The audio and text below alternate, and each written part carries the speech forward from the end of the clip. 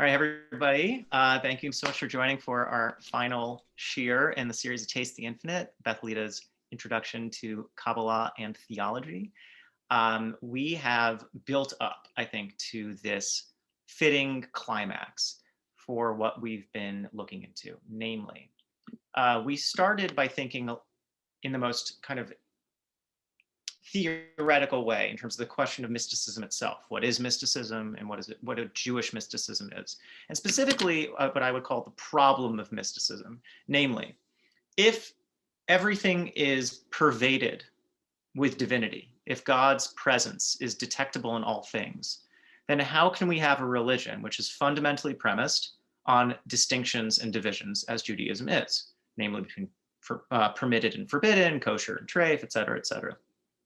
But another way of asking that, not just in terms of like the contours of Judaism, but in a kind of a more philosophical lens, is saying, in a sense, if God is the real, right? Everything is divine in some way or another, then what place is there for specificity? What place is there for particularity, for the specific Torah that we have, for the specific lifestyle that we live as Jews?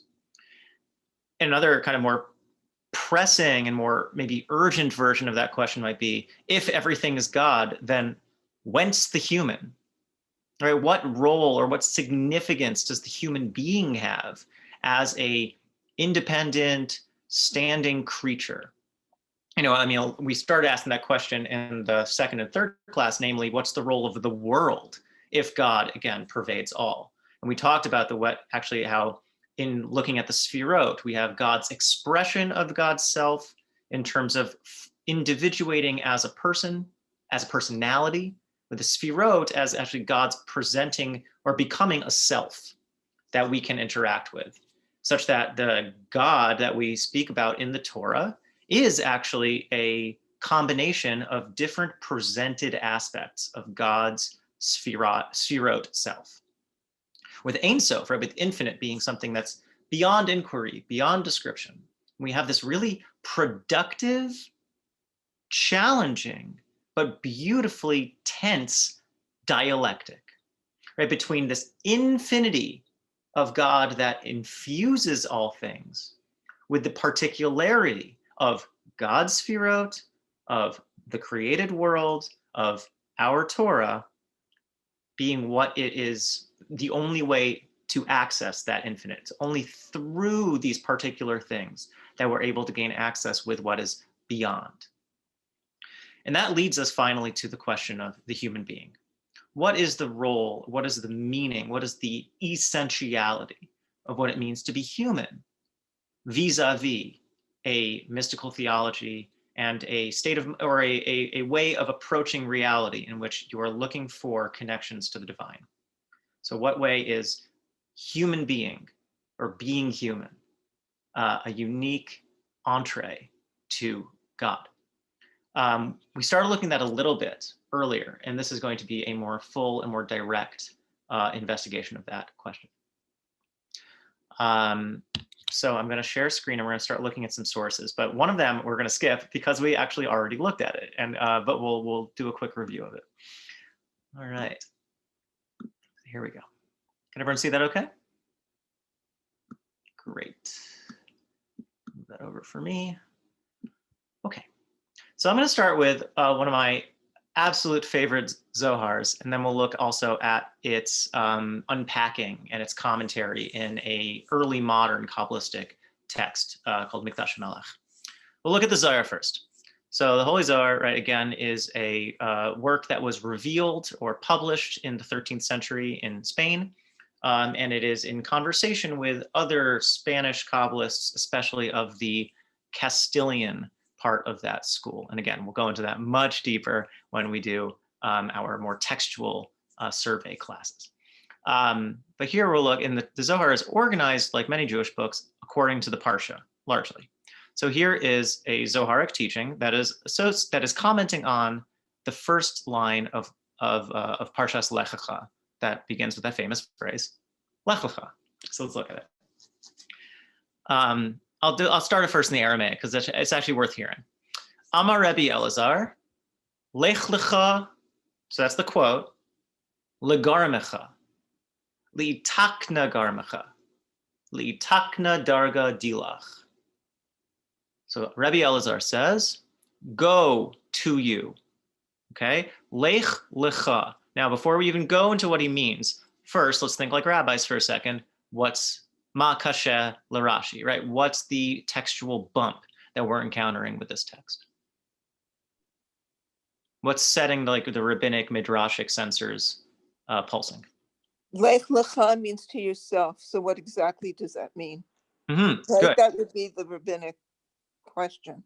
Very good. So lech, right, means go in the imperative. It's tzivui, right? Go. And tzivui, right, imperatives are by necessity in the second person, right? You only say directly to someone else to go do something, right? So why then is there the repeated word lecha, right? It's enough to say lech. So why is it both lech, lecha? And also I think there's like noticing that the two words literally look like they're repeating, right? It's really striking. Rabbis are always looking for extra words because to their mind, there is no extra in the Torah. Everything is meaningful, right? Everything is there for a reason. So what is lecha or lech lecha? It's extraness. What is it trying to tell us? Okay, so lech lecha, and as Lauren intuited quite nicely, lecha literally means to you. So as often happens in the Torah, we have, in the Zohar, we have a very productive literalizing, right? So lecha isn't just like a figurative saying of like, go you, and now it literally means go to you, go to yourself. Legarmecha in Aramaic means to yourself. So lech lecha doesn't mean go you. Now it means go into you. Go inward into yourself. Li'itakna garmecha, to make repairs, to heal yourself. Li'itakna darga dilach, to heal your level. Now, as we've mentioned before, this is an instruction to Avraham, right? And Avram Avinu, as we know, is associated with the sphera of chesed. So now in these, like literally this short line, what we have is Rabbi Elazar saying what started in the Torah, right? Woe unto those who think the Torah is just history stories. What looks like God telling a specific person, go on a journey into an unknown land. Very significant, very dramatic, very meaningful. Now, though, it's opened up a whole new level in terms, multiple levels in terms of what it means. It has psychological meaning in the sense that God is telling Abraham to go into his self, into his interiority, that the journey he's going on isn't just one through space, but actually through his own soul. He's going to explore himself inside as he is venturing outside. Another added level is also, since we now have the raising of this word of darga, which is one of the Zohar's code words for Spiros, now we also see that God is telling Abraham to go do this. God is also, in a sense, sending God's own self out to do this in the sphera of chesed. So as Abraham is commanded to go out and venture, and voyage, and journey, so then is actually an aspect of God, namely the aspect of God having to do with that outward dynamic direction of love and of kindness. So we have, again, this Kuchabrichu Yisrael Oraita Chadhu, right? That was our watchword last class. And we see that all three of those things are happening at the same time. We have the story of the Torah, we have a journey into oneself, and we have, in a sense, God's own self journey being described as well, or at least gestured to. Okay. So we're going to focus, though, on, again, the interior direction that the Zohar takes us in. Legarmecha, right? Going into yourself. When the Holy Blessed One saw Abraham's stirring up, right, his sensitivity, right, his being awoken to God, his desire for God, God revealed God's self to him immediately and said to him, go you to know yourself and repair yourself. from your land, right? Me artsecha, from the side of settling to which you cleave. Okay.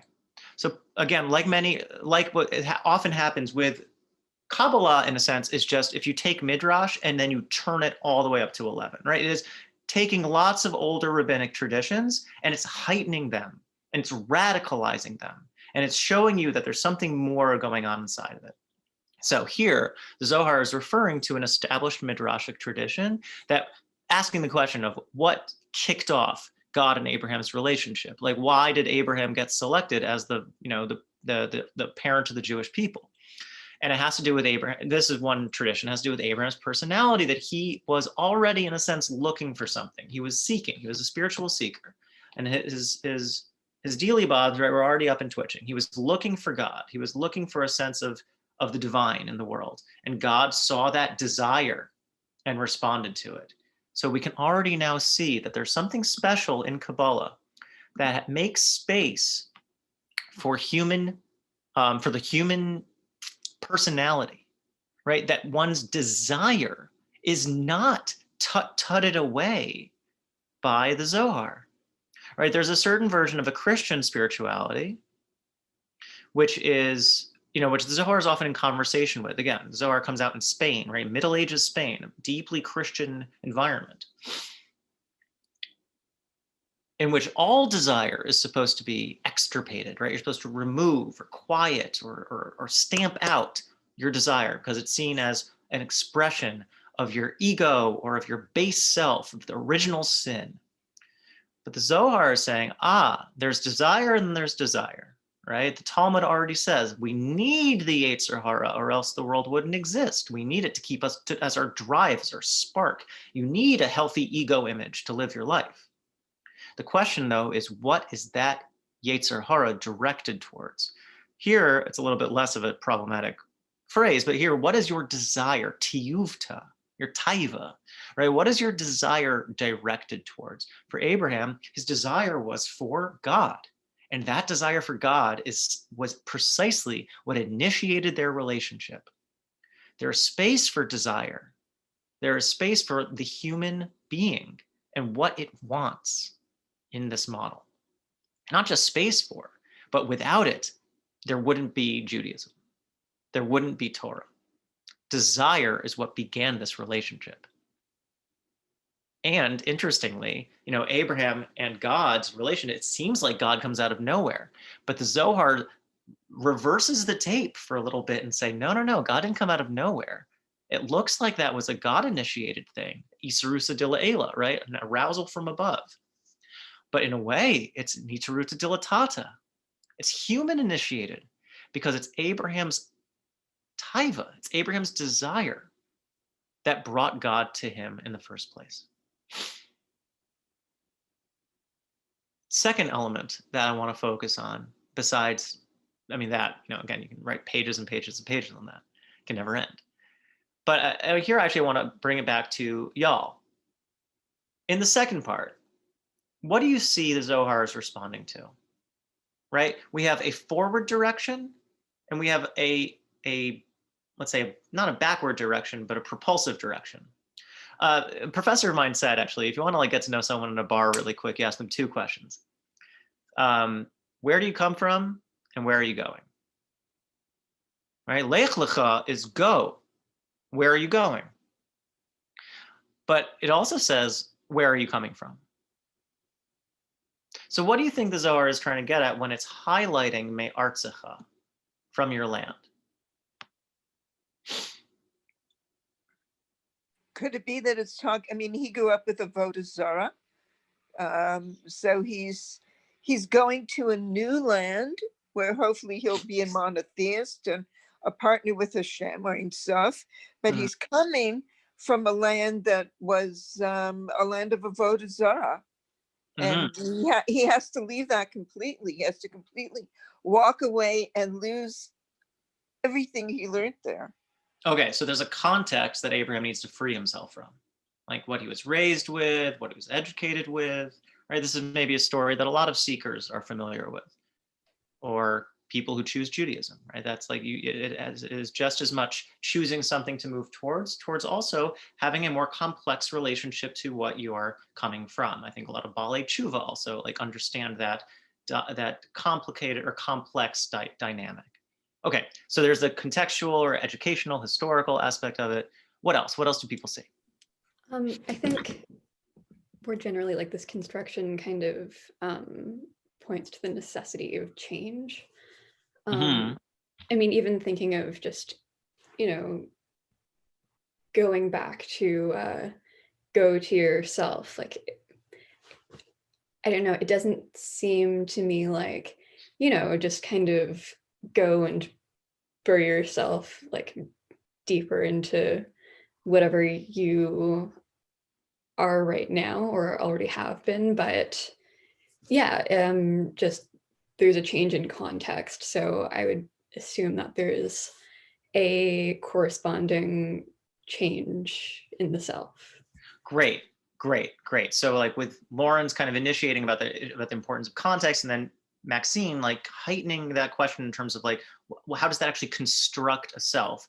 I think the word here, what's interesting, is the word settling. Now the word originally though in Hebrew is yeshuva, right? That's why I use the word settle, because yeshuv means like settle, like you settle a land. But I think also what's being implied here is you settle into something, right? It's like the cat we were talking about before, right? The cat sits on you and you settle into the chair and you can't really get up anymore, right? I think what we have is actually what's being gestured to is Abraham's potential inertia, right? Abraham could just follow the path of least resistance, right? Stay an idolater, stay living in Ur Kasdim, right? Just like keep on living that life that, as in a sense, has been programmed into him by his context, by his parents, by his teachers.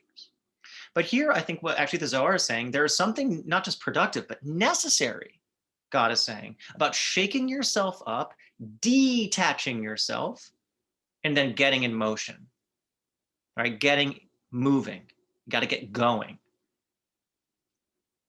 right? You have a chance of being mistabek to it. You have a chance of getting stuck, cleaving to it, right? You're like the word devek, right, in Hebrew, which means glue. You get glued to what you settle into. That's inertia. That's, but I mean, interesting, right? This word mistabek is also like it's what you called a Janus word. It's both itself and its opposite, right? On one hand, you could be stuck in what you've been programmed into, or you could cleave actually to something that is bigger, something that is infinite, right? Dvekus, right? Dvekus is, again, the technical term in Kabbalah and Chassidut for cleaving, right? Attaching yourself to God.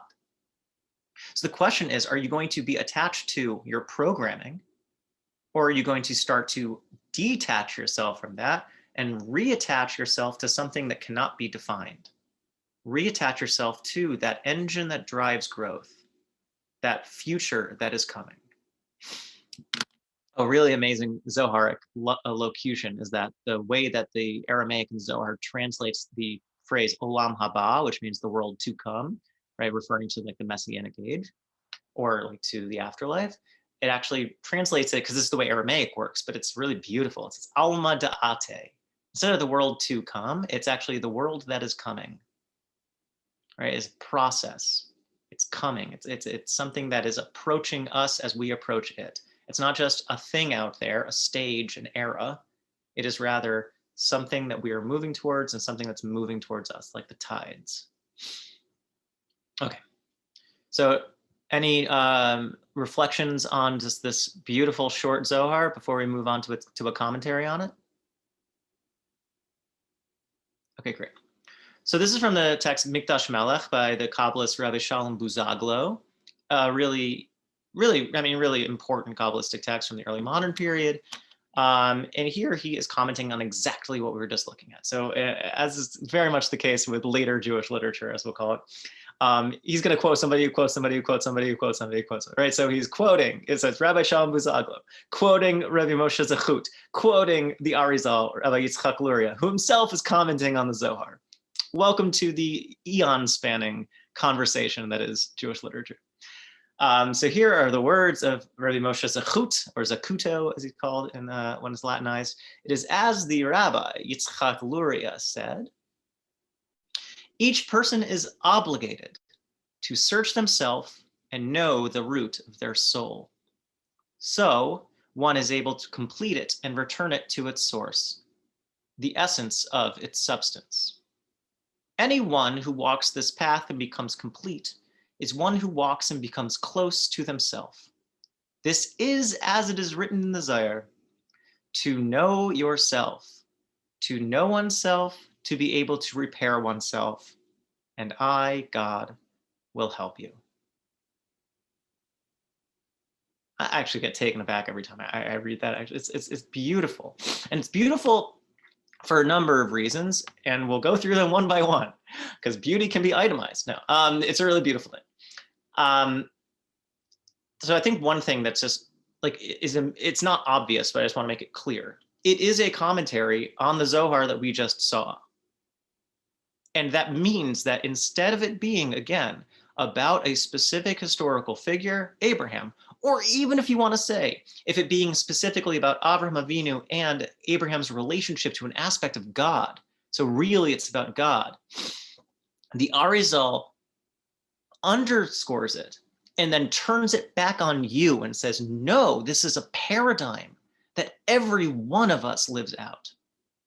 This is not just something that's nice about someone else. This is something that's necessary about you. You need to take up this work. And what is Avraham now a paradigm of? It's the work of, like we were talking about with God in a sense, it's the work of becoming a self. That Avraham's avoda, right, his worship, but his religious work was to search himself out and to figure out what he is all about, discover the root of their soul. And why? Because after discovering who you are and what you're about, then your role is actually to take yourself further, to complete it, i.e. to work on evolving yourself into the fullest version possible, and to return it to its source. Now here we have what's being gestured to is this idea that, as we saw, everything ultimately has its root in God. So we have this beautiful cycle. It begins with everything already being contained in Ein Sof. And then what's expressed out of that, right, is the knowable God, the relatable God of the Sfirot. And then from the Sfirot then actually comes the created world. In the created world is us. And then we have the journey of going into ourself and bringing ourselves all the way back to the source. We figure out what in us actually is an expression of God, or rather how it is that we are an expression of God. And we track ourselves all the way back that great chain of being into our source. It's not something that ends, right? This is a work that is the stuff of our lives. It is the substance of our lives. And anyone who walks this path and becomes complete is one who walks and becomes close to themselves, right? So actually what it is to discover the source of divine in you is what it means actually to develop a relationship with the essence of yourself, right? You look inside and you find yourself and you find God, and you find yourself and you find God. It is not like it is something that keeps on reflecting itself, representing itself in that way. This is as it's written in the Zohar, again, to know yourself. Lemindalach, right? That's actually one of the phrases that was in this originary line in the beginning. It's the Itakn Garmacha, Itakn Darga Dilach, Lemindalach, right? To know yourself, to get to know yourself. Ladas es atzmecha kedei shetuchal letaken et atzmecha. Right? To get to know yourself so you know what to work on. So you know what attention you need from yourself. You know what it is that you need to do and what needs work, what needs attention, what needs loving care, right? What needs extension, what needs growth? Where are your growth edges? What are you growing into becoming? And to take up that work. And again, the part actually that like takes my breath away every time, and it's not, you're not alone. It's not that we're cast into this world and said, all right, now you have to find your way back to heaven. But rather, Va'ani Messiah Lach, and I am here to help you in that. All right, God is actually a fellow traveler in this journey. God is walking with us to figure that out. I think the Zohar is gesturing to an earlier rabbinic idea that actually says, Kol ha'rotze l'taher Hashem misayin le. Anyone who wants to purify themselves, God helps them, right? God doesn't make it harder for you to do the work of tshuva. God is actually there to be an assisting factor, right? A motivational aspect of that. Now, I think that's not to say, like, in our experience, we always feel God's presence, we always feel God's help. Like, of course not, like life is difficult and challenging often, you don't always feel that. But I think in a sense, the principle in a way matters more than anything else. The principle is that we are deserving, worthy, and offered help, right? That help is actually something that is structural to what this process looks like. That God is helping us to become the fullest version of ourselves, which again is then realizing how we ourselves are expressions of God. I think also perhaps, again, we might have some coded spherotic language, because the word ani is often a code word for the Shekhinah. So the Shekhinah is helping us, one way of, God's immanent presence, God's accessible aspect. But also, on the other hand, in the way in which the Shekhinah herself is a recapitulation of the notion of self, right? Ani, aniyut, selfhood. That this being a self at all is already, in a sense, a divine thing. Having a self, being a self. And the selfness of us is itself actually an expression of God. Right? The condition for having a self is an aspect of God. So we have inhering in us, right? Existing within us in our base code, right? What it means to even be a self is already an expression of God. And then the specific self that we are is what requires specific attention for it to become the most full and most whole version of that, so that we realize how we were ultimately integrated into the whole. All right, pause. Thoughts, reflections. Yes. So you're saying we have to have a unique experience, have a genuine connection with the unique God, right? Like, you can't have this cookie cutter kind of here's a path to it. You have to have your own kind of I guess your own derech, your own way to it. It has to be an authentic journey, because Hashem is that ultimate unique entity that can't be described in one unique way or one singular way. Is that what you're... Yeah. Sorry. Yeah, I mean, Yitzchak, I think that's a really, really insightful and intuitive way of putting it. Interesting, like you could say, God is unique, and thus there actually is this fundamental break between us and God, because God is unlike all things. And that's, true, but in a sense, like, the uniqueness of God manifests in the uniqueness of all of us. We are all also unique, and that is, again, what it means, when we go back to the Mishnah, a king of flesh and blood stamps coins and they all have the same face, but God is unique in the sense that God stamps coins with God's image and they all look different. So difference is a reflection of God's essence, of God. Like, you are identical to God in being different, right? You actually resemble God in your being different. And thus, and then taking that again in an interior way, as Yitzchak just gestured towards, and thus the unique self that you have reflects the uniqueness of God as well. And thus the unique path that you have to walk is also precisely what it means, for you to then try to cram it into a certain mold, or cram it into a certain, cliche or something like that. Cause like, this is what Judaism says, or what have you, means actually you end up missing precisely what you're supposed to be looking for. Yeah, Rick, I see your hand. I think you have to, yeah. I have a question. Are pursuing our tikkun, is that what we're talking about here? Like, we're fixing our soul, or so I'm curious, is our role or our tikkun different now because of all the past sins of the Jews, going from Adam and Eve, and eating from the tree of knowledge of good and bad, and then everything from the golden calf and the spot, all that stuff. Like, Adam and Chava, was this their same task when they were originally created, or is this now, because of all the things that have happened, we have more fixing to do? So like our purpose and role is what it is now. But let's say everything goes back to Gan Eden or world to come, is it going to be different? I think that's a great question. So yeah, so I mean, we have this notion of like, let's say like a cyclical or an iterative history in which there seems to be a rupture and then the reconstruction, right? Something breaks and we need to put it back together, right? So we have the sin in the Garden of Eden and we heal that. And then we have, again, the recapitulation, we got the Torah, it seems like things are on track again, and then the sin of the golden calf. And we have to keep on doing again and again, breaking, the destruction of the temple, which will be repaired, in Mashiach. But on the other hand, or you can say, fine, like we're, epigenetic trauma, we're inheriting the sins of our history, et cetera, et cetera.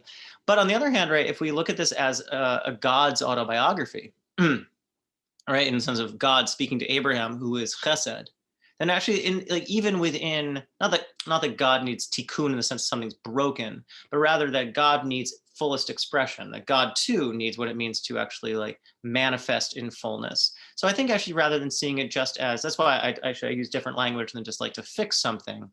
But I think what this is actually the way that tikkun is also what it means to do something out fully, right? Like use a tikkun to make sure that you read the Torah correctly, right? So a tikkun is also a model for what a wholeness looks like. I think what we have here is a dynamic between growth, right? Growth into fullness, growth into wholeness, or dithering, right? Kind of staying in what you're used to, staying with what's familiar. And there's a sense of what it means to actually discover what is needed in you to be expressed. Okay? Does that respond somewhat to what you were saying? A bit, but I'm curious as to, is our purpose and task now different because like let's forget about us. What about Adam and Chava? Like I think it's a little hard because Adam in God Eden, what was there? Was this the same? Contained everything and everyone. Right. So I mean, I think part of why I'm resisting this a little bit, Rick, is that because I think what Rabbi Buzaglo is getting at is that it is actually each person's unique individuality that is being hinted at in the Zohar, versus it being kind of like a larger communal thing. Now, I think this does function on a communal level as well in terms of like what the Jewish people need to do as a whole, as a corporate entity. That's for sure true. And you are quite right in the sense that the Torah describes again, cyclical or reiterative process of moving forward and then moving backwards, right? Ebbing and flowing, repairing and then breaking, right? It keeps on happening. And we're in the middle of that right now, right? We're in the middle of galut, right? We're in the middle of exile. And that means that we have a lot of work to do, right? But I think part of the thing that the Zohar and the Kabbalah is pushing at is it's not just this horizontal plane of history. It's also the cosmic plane in which there's what in God that needs attention too. And there's the individual plane and what in yourself that needs attention to as well. It's all true at the same time. Like that's actually something that's really powerful, I think, about Kabbalah as a model, is that it is not just about one plane, one level. It's all of these things, and it's not a metaphor, it's real. Right? Something's happening in God, something's happening in us, something's happening in history, something's happening in the book.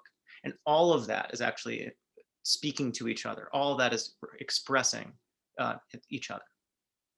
All right, I'm gonna move forward to the next section. If that's Josh, can I just say one thing that might help Rick? The whole concept. Sure. I'll just be very, very quick. The whole concept of original sin and the fall and all that is totally Christian.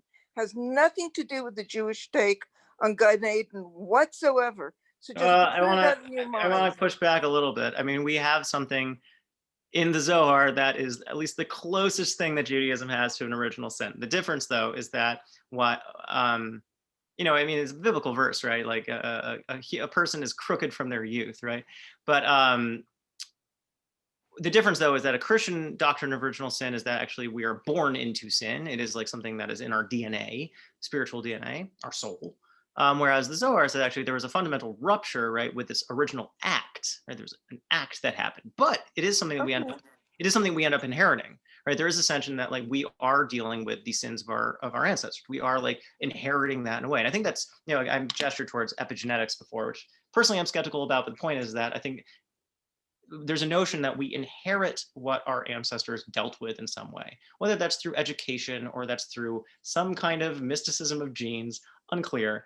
The notion that we are dealing with what our ancestors were or inheriting it, it's I think something that resonates with our experience, maybe especially as Jews. So yeah, I mean that is maybe what it means. Okay, I'm just going according to commentary, which in many cases don't even see it as a sin, but as a mistake and a miscommunication. But that's some mashu acher. Yeah. Okay. So maybe as a good sum up, we can say this: that I think we have maybe we have this process being described in a number of ways. One of the processes is, let's say, a historical or a communal process in which there's the record of the acts of what the history of the Jewish people that's described in the Tanakh in terms of the things that have happened in our history that we are grappling with, right? The mistakes that have been made and the work that has left us to do in terms of repair, right? How to respond to that. But the Zohar and the Kabbalah and the Arizal are pushing on that and saying it's not just true in terms of being a fact of history, but rather even when it comes to a spiritual truth or a psychological truth, that it's still applicable in the sense that each and every individual, qua individual, has their own work to do in terms of what it means to figure out who they are, lemindalach, right? To figure out, to know yourself, but you have to get to know yourself, right? Learning who you are and what you're about, what you have brewing inside of you is itself a journey. It's not something that's immediately apparent. It is work that you do to go into yourself, to explore yourself, to look in your various nooks and crannies, to figure out what it is that's inside of you, to figure out then what it is that you are left to do, right? What it is that yourself is needed to do in this world. And then to make yourself the fullest version, to bring yourself the healing response that you need, the tikkun, is then it's also iterates in terms of being one component of the larger act that I think Rick was gesturing to in terms of what it means for the Jewish people in general to be doing this. Each of us have our individual work, but it has cosmic significance. For you to learn who you are and to become yourself, to bring yourself the healing that you need, is not just a nice thing for you or even just a meaningful thing for you. It's actually what the universe needs. It's what God needs from you. And I think that's a really radicalizing, I think, intensification of that. But that it gets expressed in a lot of different ways, right? Whether it's the setbacks in our personal life or the mythic setbacks that we see in the Torah, right? That which Rick were gesturing to. All of these, in a sense, are telling different ways of the same story of what it means to deal with what you have inherited and what it means then to bring it the attention it needs to become full and whole. Okay, so here we have a good example of what I was talking about before in terms of, see, this is the text that we're skipping. We did this because we were already on that wavelength in terms of Shari Ora, right? The text about what it means for a human being to become a merkava for God, right? To become a throne or a seat for God, a space in which God manifests. So we looked at that more in terms of the God-centered part of it. But today we're looking at, in a sense, the human-centered side of it. But we're not going to reiterate that text. We're not going to just get back to it. Excuse me. So we'll look at instead at a shorter text from the Ramak, from Moshe Cordovero, which I think, though, is going to communicate something very important to us. So, Ramak has been a constant companion in this class because he's amazing. But besides that, like, a very clear and very thorough person. His book, Pardes Rimonim, was described by Gershom Scholem as as being like he's like the Thomas Aquinas of Kabbalah. And I'm trying to remember, the Summa Kabbalistica is what he called it.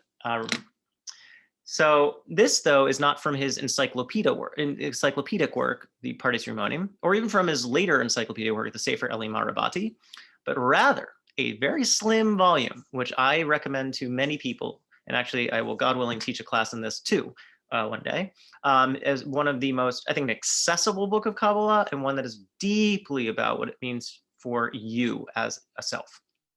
It's called Tomer Devorah, and it begins with a reference to the lesser known 13 attributes of mercy. We know the ones Hashem, Hashem, Kol Rachum V'Chanun, Nerech V'Amr Chesed V'Yames, right? Those are the ones we say every holiday, Yom Kippur, et cetera, et cetera. But there's a second version of the 13 attributes of mercy from a completely different pasuk, a total different verse from the book of Micha. It starts Mikel Kamocha. I don't remember it because it's the one that nobody says in prayers, so don't get mad at me. But what he does, though, is he goes through every single one of those and he sees how it is actually really describing specifically the sphera of Keter. That's the whole first section of the book. And then the rest of the book, he goes through the different other sphirot. But he sees, because, and this is something really important that I want to just start with outside first. So, just imagine in your head the spherotic tree, right? And the first part of it is called Keter, right? Keter is undescribable. It is the nexus with the divine. It's kind of barely there in a sense. You can't deal with it so much, right? So, the 4 letters of God's name are associated with 4 major sphirot. Yud is associated with Chokhmah. The first He is with Bina. Vav is with Tiferet, and the 5 other ones that make kind of a complex of 6 sphirot in the middle. And then the last He is the Shekhinah. That's like the whole sphirot in there. But where's Keter? That was just 9 spheros. Keter, it says, is the Kotso Shel Yud. It's the little chupchik at the top of the Yud, right at Chokhmah, right? It's a little chupchik when you see a Yud in the Torah. It's got like in the calligraphic style, it's got a little bit of a little chupchik at the top of it. That's the Keter, because Keter is so beyond our knowing that we can even barely perceive it at all, right? It's barely there because it's half divine, half infinite, half finite, right? It's kind of straddling that line. It's a liminal sphera. That's why some actually accounts of the spheros don't even include Keser at all, and that's why they have Das, the kind of mediating third of Chokhmah and Bina, instead of Keser. That's a little bit getting into the weeds. Bring us back to the point. Keser is, again, associated with the fullness of the infinite and will, right? It's this is going to be a technical way of talking about it. Kabbalah is a volitionalist system, not a rationalist system. That's not to say reason isn't important. But just looking at the order of Sphirot, Chokhmah is there, Keter is on top, and Keter is called Ratzon, which means will. Now, volitionalism means that God's will is primary. Rationalism means that God's reason is primary. The difference between those two things is Rambam is the classic rationalist in Judaism. What does that mean? Only reasonable or rational things can exist. If something's irrational, it means it cannot exist. It cannot. Okay, but tell that then to a child who can imagine any darn thing they want and come up with it, whether it's reasonable or not. That's volitionalism. That God's will, and by will what we mean is a decision. God can decide something and there are no rules conditioning that, because all it is a decision. And decisions are, in a way, arbitrary. You just decide something. Now, there's something, though, potentially, I'm going to use the term, this might be a scandalous term, monstrous about that, demonic, right? That God's untrammeled will is what determines the reality. God could decide one thing, could decide another. There's nothing that contains or conditions God's supra-rational will, right? God's decision-making power. It's a power model. And yet, 13 attributes of mercy are associated with Keter. So God's will, which could decide any damn thing it wanted, right? And yet, an expression of God's will, Ratzon, is also, this is worth mentioning, Ratzon in Hebrew doesn't just mean will, it also means favor, right? That there is in God's will, in God's nature, is at its very heart compassion. That God's will is not arbitrary. God's will is not cruel and vacillating, or what's the word I'm looking for? Something just you kind of just do it. Whatever. Point is, it's not arbitrary. Impulsive? Do you mean impulsive? No. Whimsical. Capricious? Yeah, I mean, the way in which, like, Capricious, yeah, that's a good one. yeah, that is precisely what we're looking for. That God's will is not capricious. Thank you very much. God's will is not capricious. God's will is rather compassionate. That to be God and God's completely free, right? God's free, but the freedom of God is expressed in love, in compassion, not in capriciousness. Right? Oh, God's freedom isn't I'm going to break your toys because I can. God's freedom is I'm going to love anyone I want, even despite how they treat me. That's God's love, right? God is called Sovel Elbone, right? That's one of the 13 attributes. God is one who suffers insult. That's what it means to be free, is to be so large-hearted that no one can keep you from loving. That's freedom. Okay. Josh, So question. I just want to put a bow on this before we get into the text, then question, then text. Okay. Cool? Okay, putting a bow on. Point is that we went through a whole journey now, just kind of in a theoretical sense. God's keter is associated with God's will, and God's will could be capricious, right? Freedom is doing any darn thing you want. But the truth of God is that God's will is also associated with compassion, with rachamim, right? With a large-heartedness and love.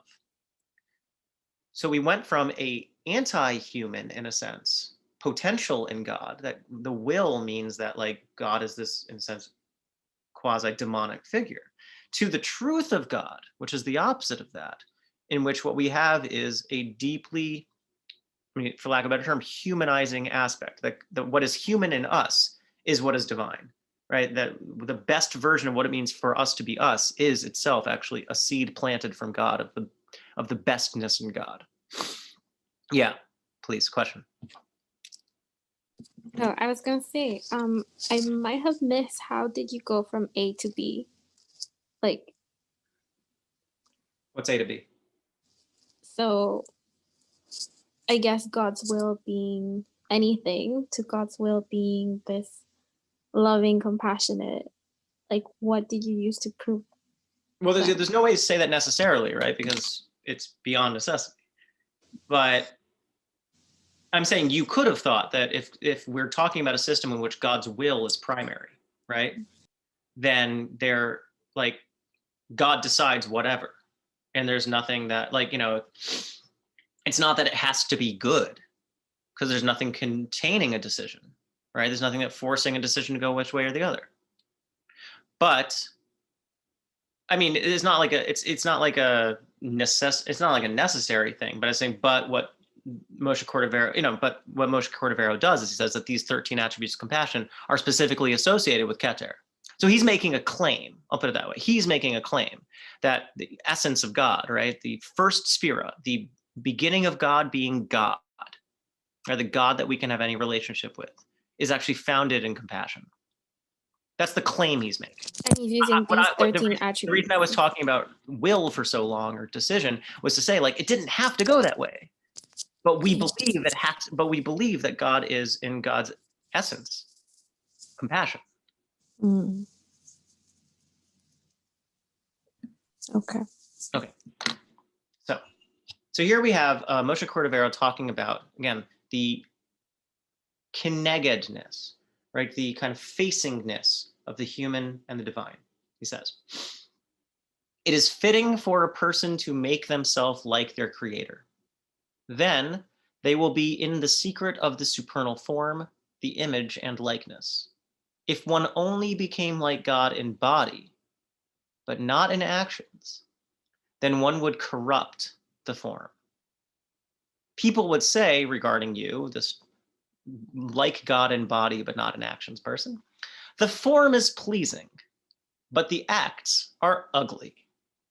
For the essence of the image and likeness above is in action. What good is it to God if one is like the upper form in likeness and limbic structure, like the limbs, right, your limbs, but in actions, one is not like one's creator? We had a debate in the beginning of this class, not just this session, like this whole series, of what did it mean to say that we were created in the image of God? And there were a bunch of different theories thrown around. our reason, our intellect, our self, our emotions. The Ramak is giving us actually his theory of what it means to be made in the image of God. And what does he say it is? It's in the life that you live. It's in action. In the beginning, as Goethe said, actually, was the deed. What is it that makes God God? It's that God acts.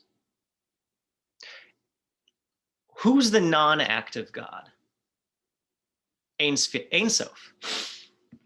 Ein Sof can't act. Ein Sof is all potential. It's all things. There's no action, because to act means you need to decide. The beginning of God deciding is the beginning of the Sphirot. And that's why Keter is a decision. It is a decision to become a self. It is a decision to become, as it were, God. It's a decision to enter into existence.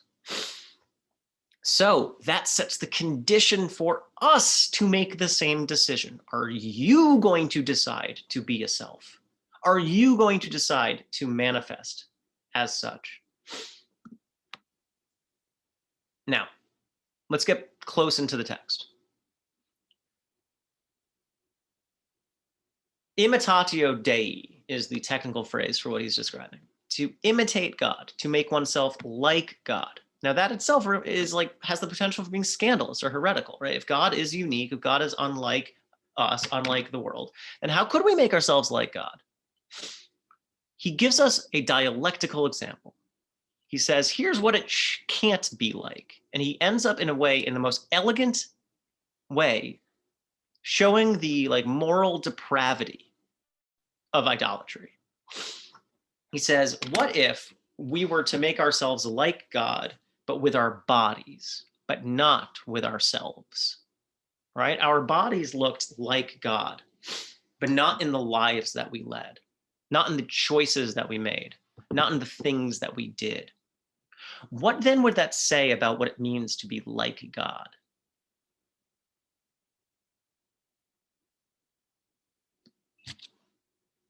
I can't hear you.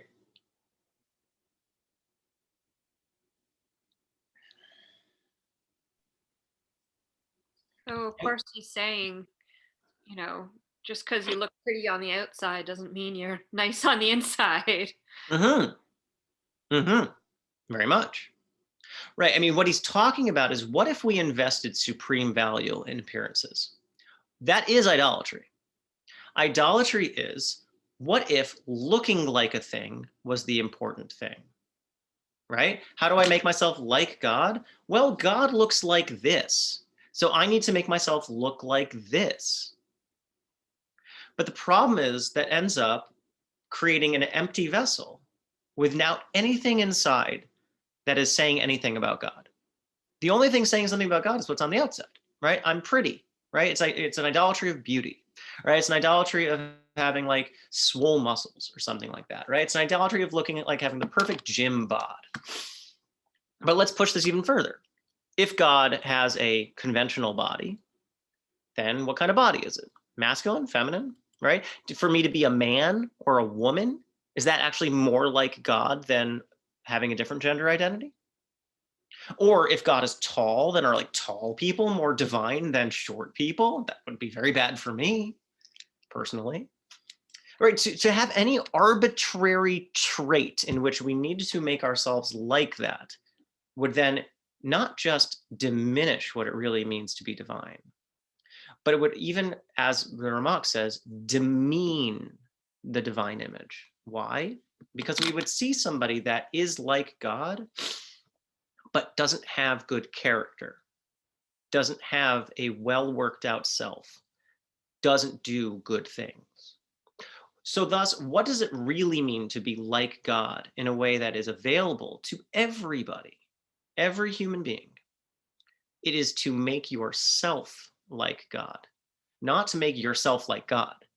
It is to make your space, self space, like God. Self-fashioning is what we're talking about. Being a self, becoming a self is not just a fact. It is not just given. It is a process and it is a practice. To be yourself, to become yourself. There's a reason the phrase human being is a gerund. It is something you are constantly doing, being human. So what it means to be like God for the Ramak then is to learn how to model yourself after God's midot, to learn how to model yourself after God's character traits.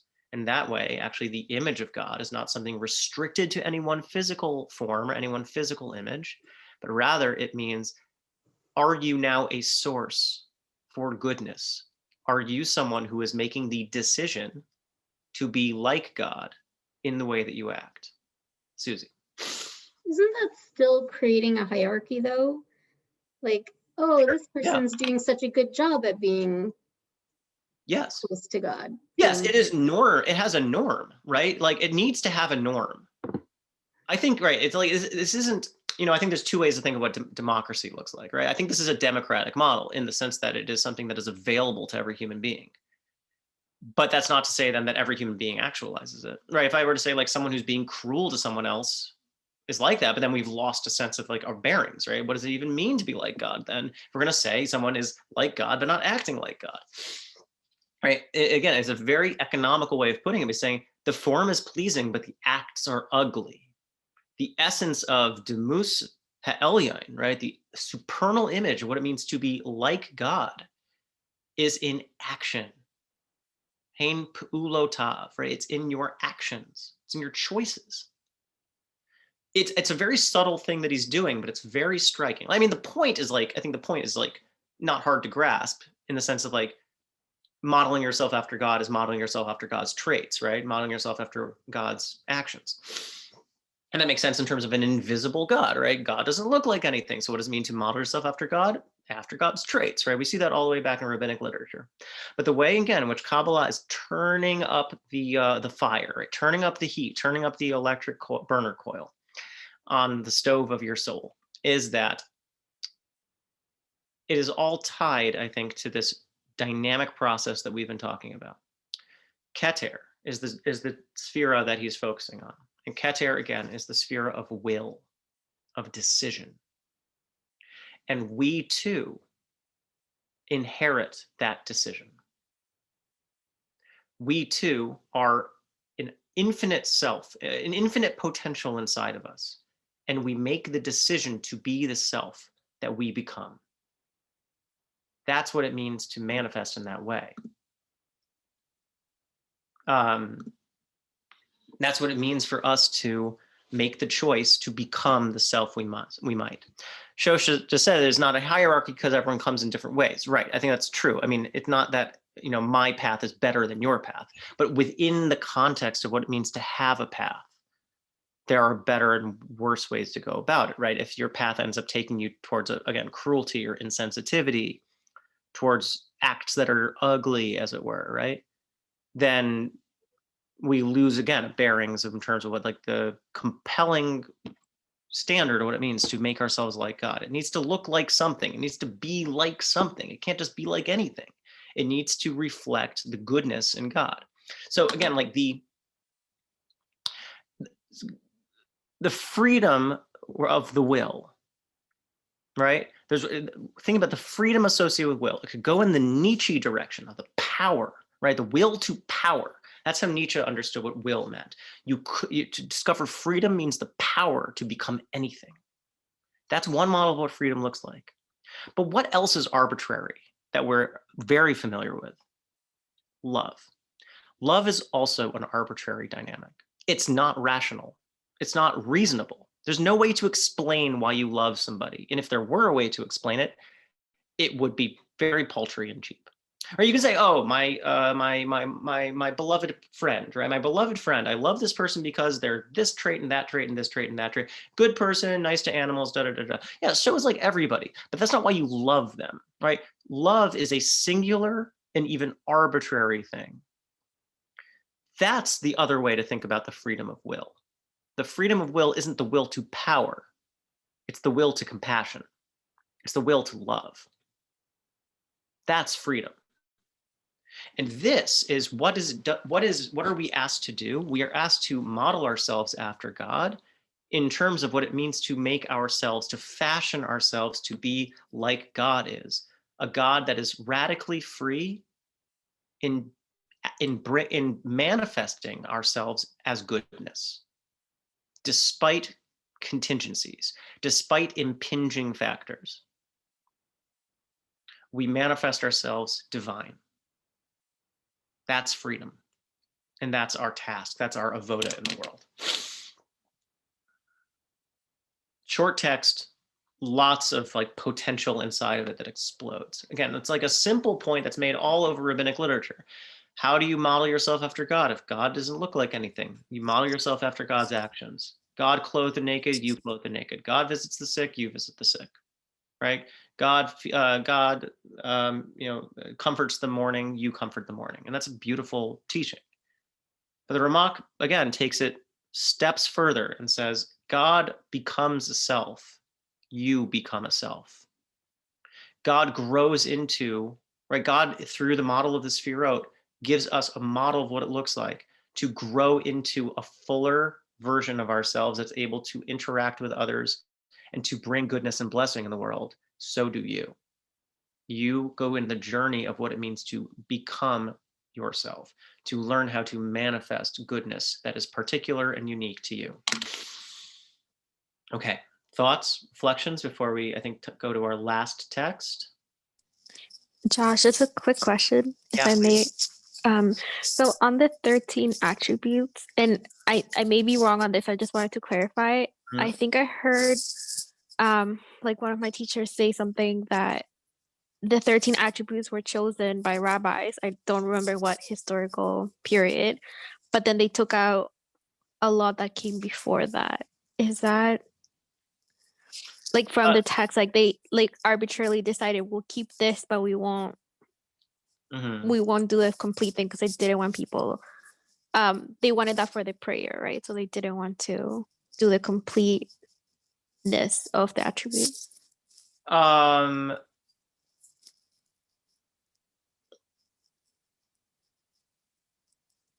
So both texts, both sukkim, both verses with 13 attributes, right? The one from Moses, right, and responding to God who wants to wipe out people of Israel, and Moses begs for mercy, saying, "Hashem, Hashem, Kol Rachum V'Chanun," right? God of mercy and compassion. That's from Moses. I mean, the rabbis cut it off actually, and says like, who doesn't pursue vengeance, and then the verse goes on and says, but does pursue vengeance for other people. So the rabbis don't include that part of it. Maybe that's what your teacher is referring to. But the verse from Micha is again is the less commonly cited one. Oh, okay. But they're both biblical though, so they're not chosen by rabbis. Okay. Okay. So quick summary just in terms of where we've gotten to and where we are now. And in a way, I think this text actually is a good summary, like a good ending text for the entirety of what we've been trying to work towards. The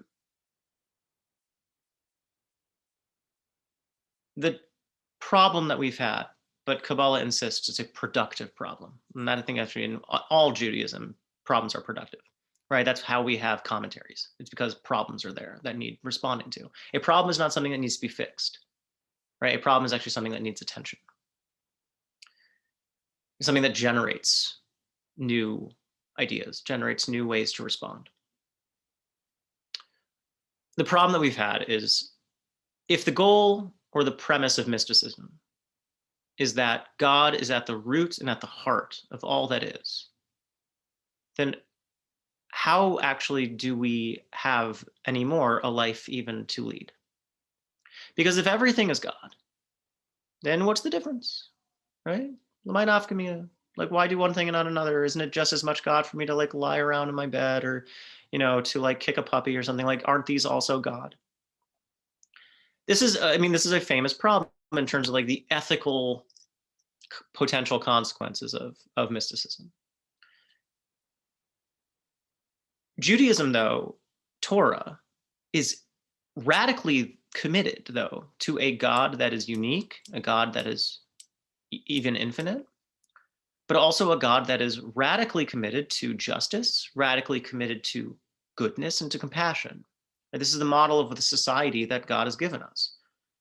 This is how the prophets bring our attention back to God when society has gone astray. Right? God's power is not, and the second reinforces the Ramak's point. God's power is not reflected in God's cozying up with the humanly powerful. God's power, God's freedom is manifested in God being closest to those who needs God help the most. Right? God is closest to the orphan, to the widow, to the poor, not closest to the rich and to the influential. That's human power. God's freedom, God's power, is that human standards don't determine God's affiliation. That's the arbitrary power of love. That God is closest to the ones who deserve it the least. Right? God is closest to the ones who have nothing to give. Because it's not about the standard of human society, but rather God casts a light on all of our lives and shows us what's missing. That precise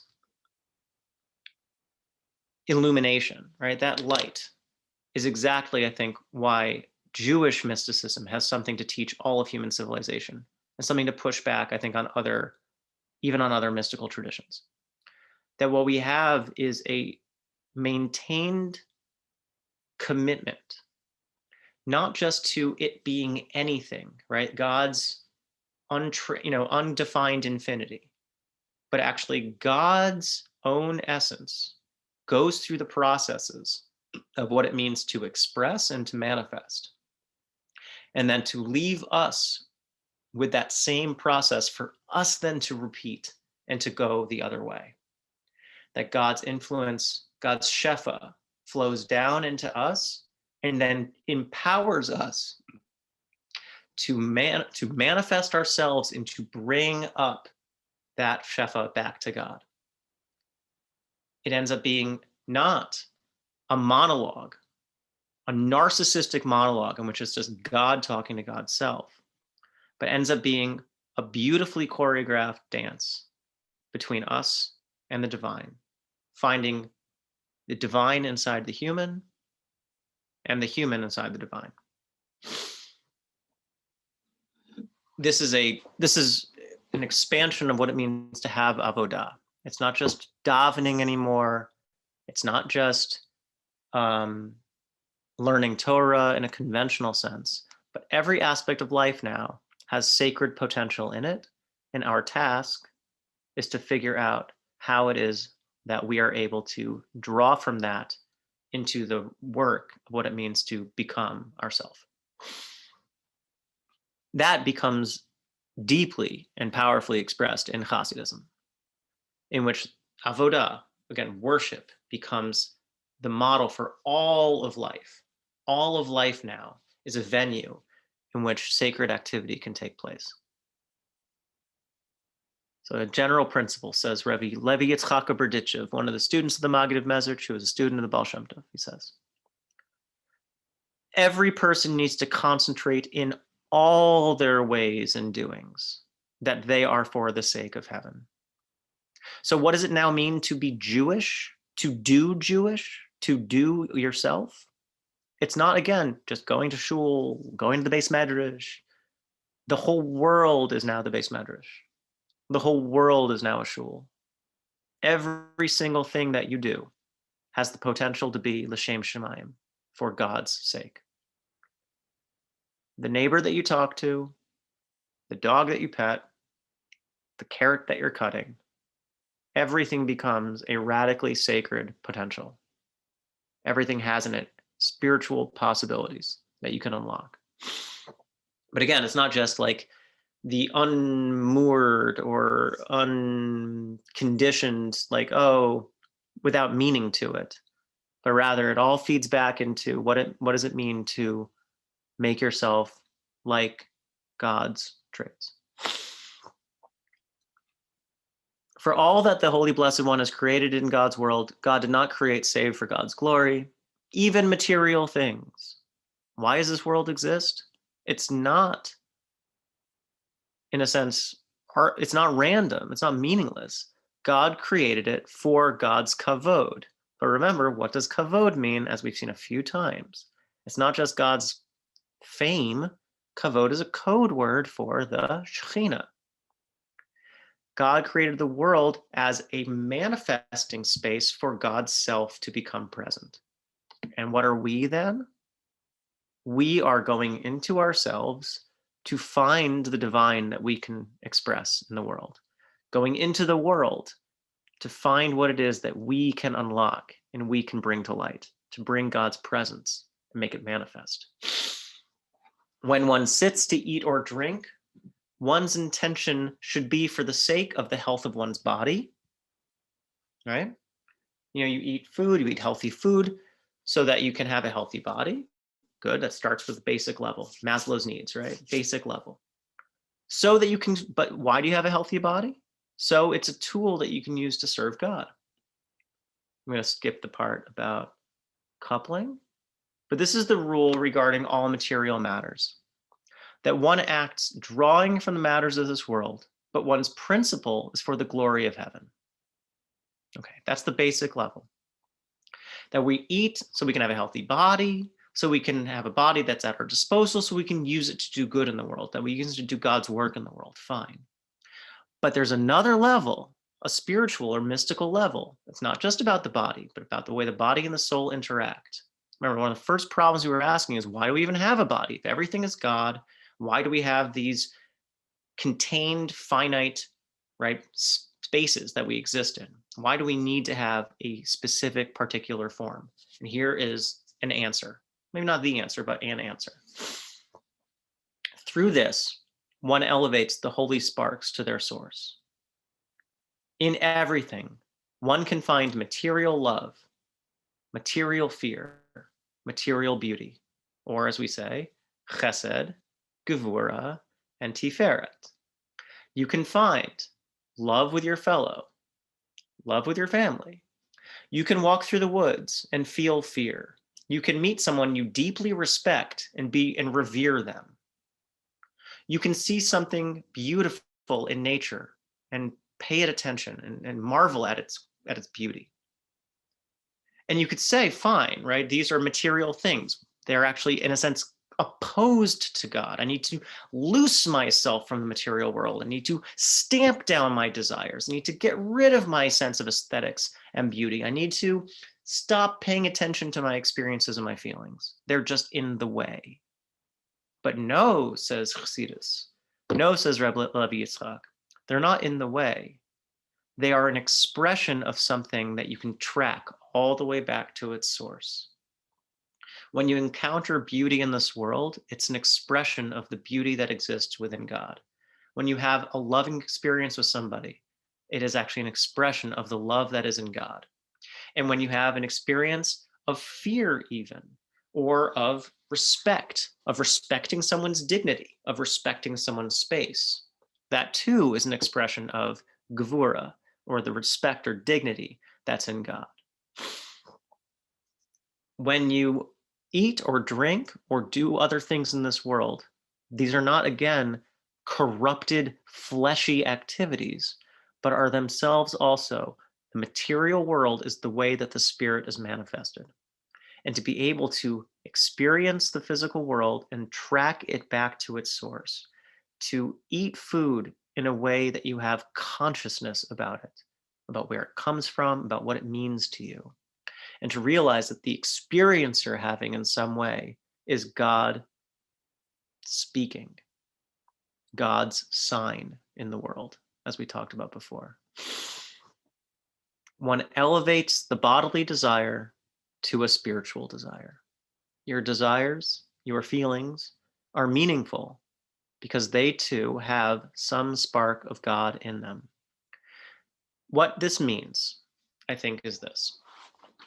There's a phrase that is used often in Chassidus, especially later Chassidus, the word beirur, which means to sift through or to filter out and to make distinct. I think it is the exact complex meeting point of the fact that God is in everything, and yet you can't say that everything is God, Because if you said that cruelty were God, if you said that meanness were God, if you said that being impatient with someone, right, being short-tempered, if that too were God, then we would again demean God's image. We would insult, right, what it means to be like God. But then how can we say then that God is in everything? Because those things too are immature or unevolved expressions of something that ultimately do have their source in God. Impatience is perhaps an immature expression of zeal, of excitement, right? Of urgency, a sense of feeling compelled by something. And those traits or those dynamics have their role to play as well. How do we find or see anything that we experience and anything that we are and see it as an opportunity to find its source in the divine? That's a challenge I think that we are set with that takes us through the rest of our lives. And the question in a sense is this: how can you see your life not just as something that you have, but as something that is given to you and as material that you are asked to deal with? You have a path to walk. You have a path to walk inside. You have a detachment to do, to shake yourself out of familiar setting, out of a familiar context, and to set yourself up to figure out what is it that in me needs full expression? What is it that I encounter in my life needs my attention? And how can I see every single thing I experience as an opportunity to figure out what in it lies in the divine? There is no mysticism without the human being, because it's in us that it becomes manifest.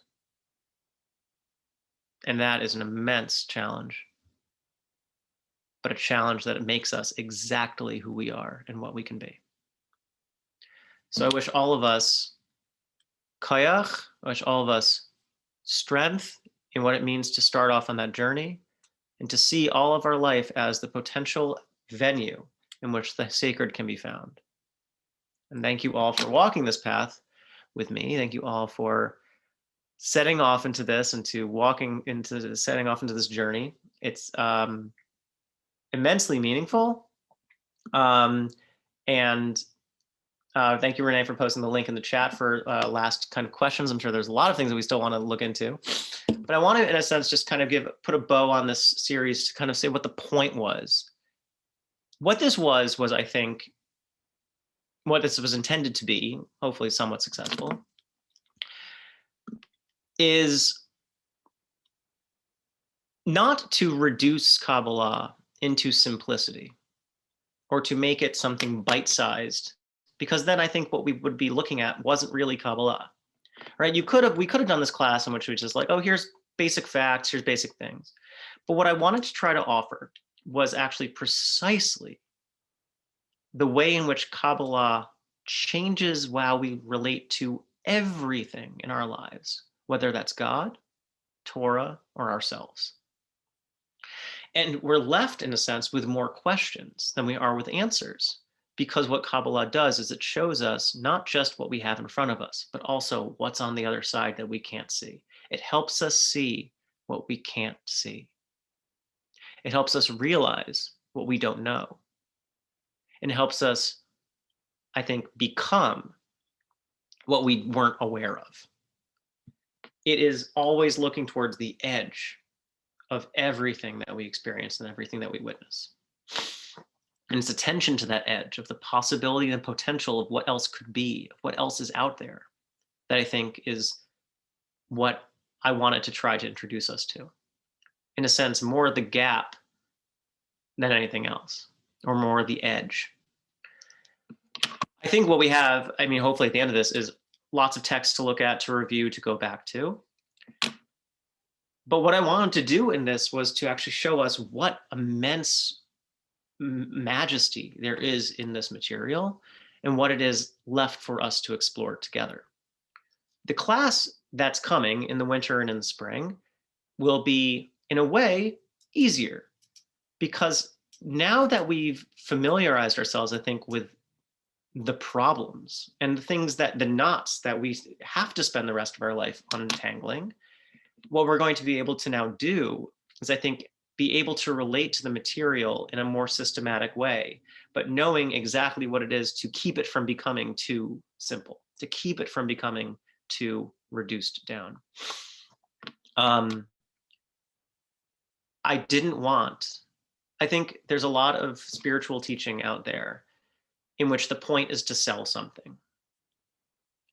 What I was hoping for in this, and I think I really feel very grateful to all of you for taking the vulnerable step of doing it, of trying it with me, is to actually start on the path of unlearning and unknowing, to be able to make space for what it means to help build something, I think, new inside of ourselves, to let that newness that we've talked about so much come through.